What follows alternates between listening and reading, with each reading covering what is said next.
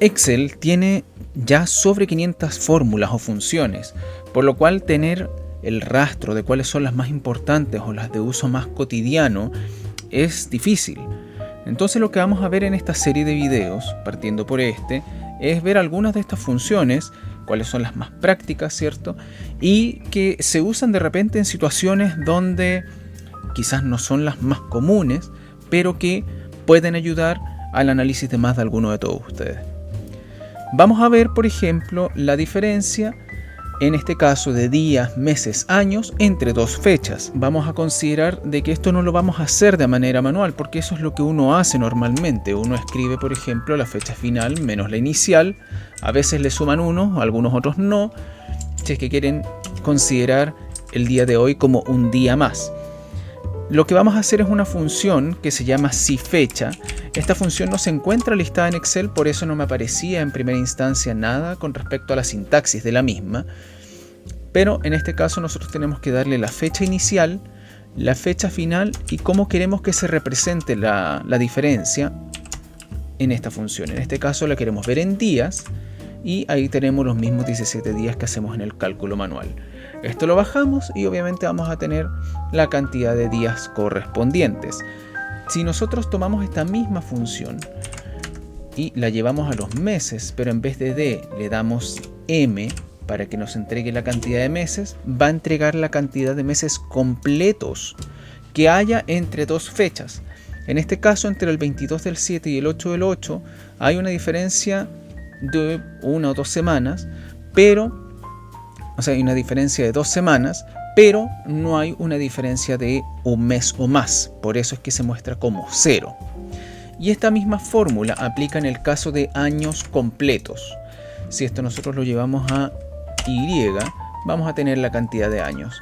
Pero si se fijan, la cantidad de años es años completos, pero en algunos casos sí nos gustaría quizás saber la porción del año que llevamos entre esas dos fechas.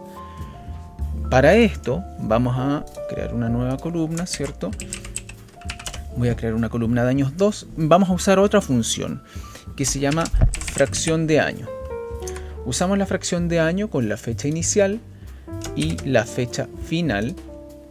Lo que es la base no lo consideramos, ¿cierto? Vamos a cerrar ahí y ya nos va a entregar el tiempo de mejor manera, o por lo menos reflejado de una manera que ya no sea 00, sino que realmente es la porción de año que lleva entre estas dos fechas.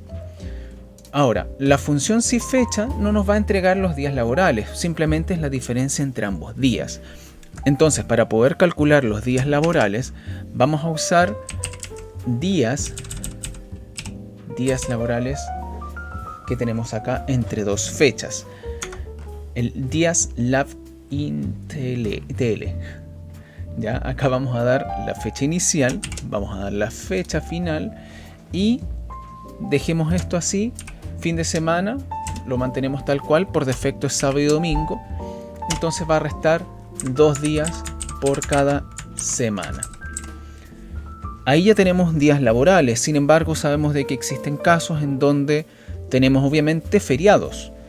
Yo tengo una lista acá de 2 feriados, por ejemplo, de Chile, y en este caso voy a usar esta misma fórmula para calcular realmente cuáles son los días hábiles. Vamos a mantener entonces sábado y domingo, que es el número 1, ¿cierto? Y vamos a considerar los días no laborales. Para eso voy a seleccionar todo el rango de fechas que yo tengo. Acá tengo 2024-2025. Lo voy a anclar y ahí vamos a ver que en algunos casos, por ejemplo acá, sí tenemos diferencia de días entre los días laborales y los días hábiles, porque además está restando aquellos días que yo definí como los días feriados.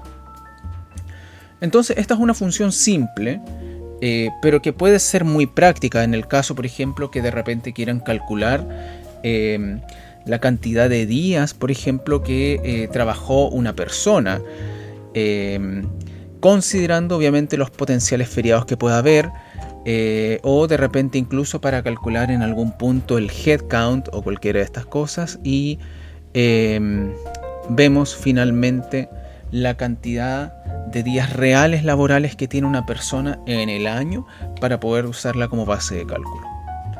Espero de que esto les vaya a servir. De todas maneras voy a seguir haciendo algunos videos con respecto a las funciones de Excel que quizás no son tan conocidas, porque obviamente yo creo que ya varios conocen la función sí. Igual en algún minuto yo creo que voy a tocar ese punto, o la función buscar X, que son entre comillas usuales o habituales en el uso del día a día de cualquier analista o de cualquier persona que trabaja haciendo análisis con distintas planillas de Excel. Entonces la idea es ver estas otras funciones que Excel tiene, tanto nuevas como algunas que vienen ya en camino, y que podamos ver cuál es la potencialidad que tienen para el uso del día a día de ustedes. Y si es que quieren, por ejemplo, ver cómo trabajar con tablas dinámicas desde el principio, explicadas en su totalidad, incluyendo los slicers, pueden ver aquella información en el video que se encuentra ahí vinculado a continuación.